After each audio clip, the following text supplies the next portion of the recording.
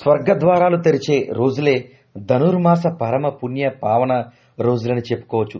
సాక్షాత్తు శ్రీ మహావిష్ణుకి ఎంతో ప్రీతిపాత్రమైన ఈ పర్వదినాల్లో శ్రీ అమ్మవారిని సైతం ప్రతిరోజు పాసుర సేవా కార్యక్రమాలు ప్రతి వైష్ణవ క్షేత్రాల్లో నిర్వహిస్తూ ఉంటారు. అయితే ఇదంతా ఒక ఎత్తు అయితే, సకల జీవరాశులు సకల మనుషులు ఈ మాసంలో తనువు చాలిస్తే సాక్షాత్తు వైకుంఠానికే వెళ్లే అవకాశం ఈ మాసం రోజులు మాత్రమే లభిస్తుందని పురాణ ఇతిహాసాలు చెబుతున్నాయి.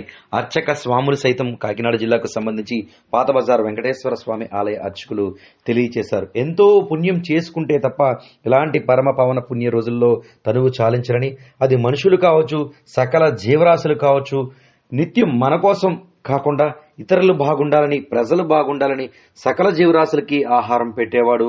అటువంటి మహానుభావులు మాత్రమే ఇలాంటి సమయంలో తనువు చాలిస్తారని, అయితే ధనుర్మాసం ప్రారంభం అయినప్పటి నుంచి మకర సంక్రాంతి వరకు తనువు చాలించిన సకల జీవి, ప్రతి మనిషి కూడా నేరుగా వైకుంఠ ద్వారం ద్వారా స్వర్గానికి చేరుకుంటారని, సాక్షాత్తు మహావిష్ణు దగ్గరే వీరంతా ఉంటారని అర్చక స్వాములు తెలియచేశారు. ఈ మాసంలో మహావిష్ణును, అదేవిధంగా శ్రీ గోదాదేవి అమ్మవారిని ఏ విధంగా ఆరాధిస్తారో అదేవిధంగా ఈ తనువు చాలించడం అనేది, అంటే పుట్టిన ప్రతి జీవి మరణించక తప్పదు. అటువంటి జీవరాశులు మనుషులు కావచ్చు, లేదా సకల జీవరాశులు పక్షులు, కుక్కలు, పిల్లులు, ఇలా ఏ జీవైనా ఈ మాసంలో మాత్రం ప్రాణాలు విడిస్తే వైకుంఠంలో కలుస్తారని అర్చకులు తెలియజేస్తున్నారు. చూద్దాం. వరకు మనకి ధనుర్ సంక్రమణం ప్రారంభమవుతోంది. ధనుర్మాసం పూజ చాలా విశేషమైంది. మనం కార్తీక మాసం చేస్తూ ఉంటాము. ఆ కార్తీక మాసంలో ధనుర్మాసం చాలా విశేషమైంది. ఈ ధనుర్మాసంలో మనకి ఎవరైనా స్వర్గస్థితి వారికి సుమారుగా వైకుంఠాన్ని చేరుకుంటారు. వారికి ఈ రోజు ప్రతిరోజు కూడా వైకుంఠ ప్రాప్తి ఉంటుంది. ఉత్తర ద్వారం వైకుంఠ ద్వారం అంటారు, ఉత్తర వైకుంఠ ద్వారం అంటారు. వైకుంఠం అంటే సోమవారం.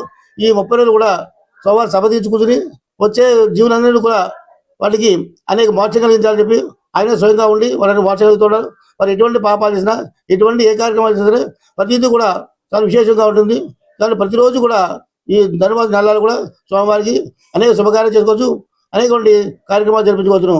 ఆ విధంగా ఈ ధనుర్మాసంలో వైకుంఠాన్ని చేరడం కోసం ముక్కోటి చాలా విశేషమైంది. మార్గశిర మాసం అంటారు. మార్గం అంటే దారి, శీర్షం అంటే తలకి. సోమవారం తల దగ్గర మార్గం ఉండదు. ఈ మాసం అంతా కూడా మార్గశిర మాసం సరస్వతంగా వస్తుంటుంది.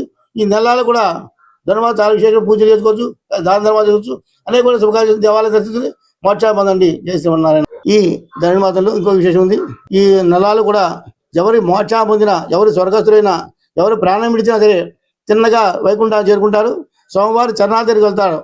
శ్రీమన్నారాయణుడు, లక్ష్మీనారాయణ యొక్క చరణాల దగ్గరికి వెళ్ళి అన్ని జీవులు కూడా, ఈ జీవ సర్వప్రాణి కూడా, అన్ని ప్రాణులు కూడా సోమవారం చేద్దామని చెప్పి మనకి వేదశాస్త్రాలు, పురాణాలు తెలియపోతున్నాయి.